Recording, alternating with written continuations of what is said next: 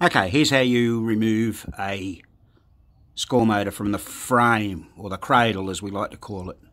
You'll find a pin, split pin there, which I've already removed. Another split pin there, and one on the other side. Okay, that will allow you to hinge the motor up in the air, like that. There's a leaf fell out of that, isn't that good? Now, it's probably going to be easier for you to do this. These frames here, that, and there's one on the other side, that'll bend out of the road. So get yourself a good pair of pliers and gently bend that out like that. And there, look, you've got the score motor in your hand now. You can turn it over. Now I'm going to show you where to look. Just bear with me. Okay. So down in there, let me get it on an angle. Here we go. Down in there, oh dear, I can't get in there, can we? Oh, there we go. You can see that? Hang on. That's the armature. Now that's actually sticking a bit, that doesn't matter. But it's quite possible something's caught down in your gear mechanism, because your motor should spin quite freely. Now bear in mind, these motors only spin in the anti-clockwise direction. They don't go backwards, only in the anti-clockwise. They should spin relatively freely. Now if yours isn't spinning, there's going to be a reason. And I reckon, we've seen it before, I reckon there'll be a screw. You'll see that armature spin round now. Oh dear, it's just awkward to get in there for some reason. Hang on. Where are we? Oh, there. See the armature spinning? So it's stopped. It's spinning. So that armature's supposed to move up and down freely. This one on this machine here is a bit dodgy.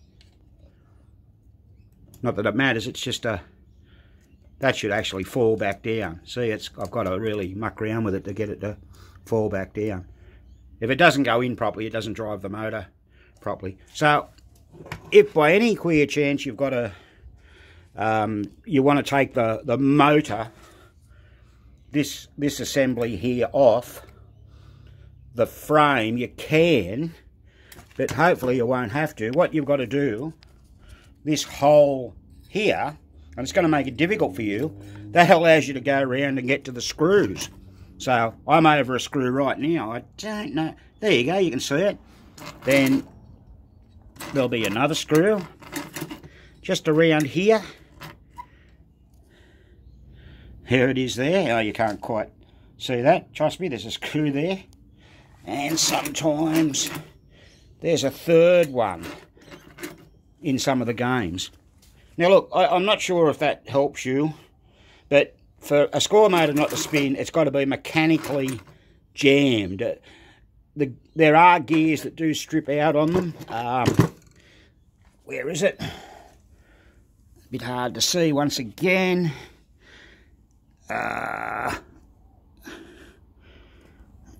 But any of these gears here are available in a kit from Pinball Resource in Poughkeepsie in New York.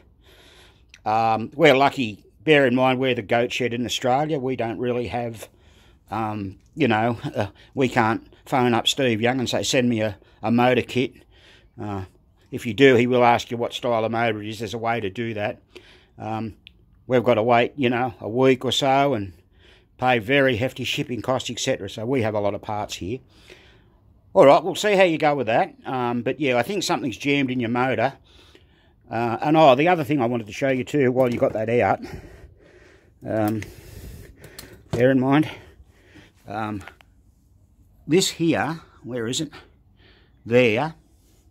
That's a felt pad under there. That's where you drop oil on the motor spindle.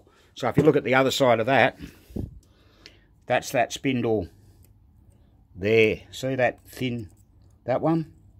Yeah, and you can, if you take that off, you can oil it well, you don't have to take it off to oil it. Not sure if that helps you, man, but, you know, all the best with that. This has been another Goat Shed presentation.